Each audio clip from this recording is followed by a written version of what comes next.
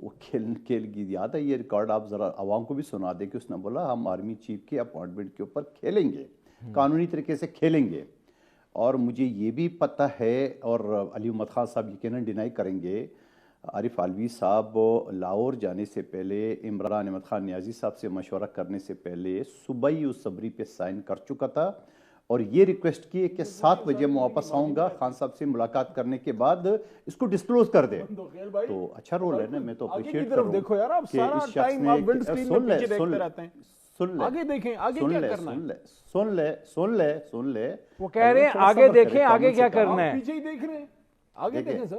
چلو دیکھیں تھوڑا سا تو یاد دلاؤ. علی محمد خان صاحب ناراض کیوں ہو رہے ہو؟ تھوڑا سا یاد دلاؤ نا، کہ تھوڑا سا جو نا یہ اتنا یو ٹرن لے نہ لے، کچھ تو سیدھے چلے. سارے یو ٹرن لیں گے تو لیں گے. تو میں ضرور دوں گا 6-7 مہینے میں جو آپ نے مفت کے مشورے دیتے ہیں. اچھا سن لو نا، میرے مشورہ مان لو نہ مانو. آپ یہ کر دے کہ 6-7 مہینے میں جو آپ نے ملک کی معیشت پہ آپ نے پاؤں رکھا تھا، ملک کو صبح آپ کے شیخ رشید اور فواد چودھری اٹھتے تھے اور ٹویٹ کرتے تھے کہ بس ختم ہو گئی، ابھی معاملہ ختم ہو گیا، ملک سری لنکا بن گیا. اگر آپ 13 اگست کا تو الیکشن ہوگا، 13 اگست کے اسمبلی کا ٹائم پورا ہو رہا ہے، اس کے بعد کیئر ٹیکر کا، اور اگر آپ پھر اپنی معیشت کا بیڑا غرق کرنے کا تیار رکھا ہے تو آپ وکیل ہو، ذرا آئین کا آرٹیکل 232 پڑھ لیں.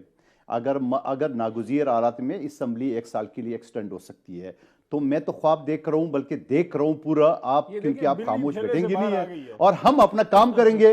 2024 میں الیکشن کی تیاری کر لے، اس سے پہلے دال نکلنے والی ہے. نہیں جی، وہ کہہ رہے ہیں کہ 1 سال آگے. میں کامران مرتضی صاحب سے بھی پوچھتا ہوں ذرا. میں آپ کو صرف اتنا کہوں گا کہ بہت نکلے میرے ارماں، لیکن پھر بھی کم نکلے. ہزاروں خواہشیں ایسی کہ ہر خواہش میں دم نکلے. چلو آپ نے بولا 1 ہفتہ حکومت نہیں چلے گا، آج تو 7 مہینے ہو گئے نا چلنے کا. آپ نے پاکستان سے آپ نے 1 ہفتے کا بولا تھا، تو 7 مہینے سے چل رہے نا حکومت، آگے بھی چلے گا. بات کریں، عملی بات کریں، آج کی تاریخ کی بات کریں. آج کی تاریخ کی بات یہ ہے کہ پاکستان کی معیشت کو تباہی کے دہانے پہ پہنچا دیا آپ لوگوں نے. بیرونی ممالک سے تعلق کی حالت ہے کہ آج افغانستان جو ہمارا بھائی ہے وہ آپ سے بات کرنے کا روادار نہیں ہے. ٹھیک ہے کامران مرتضی صاحب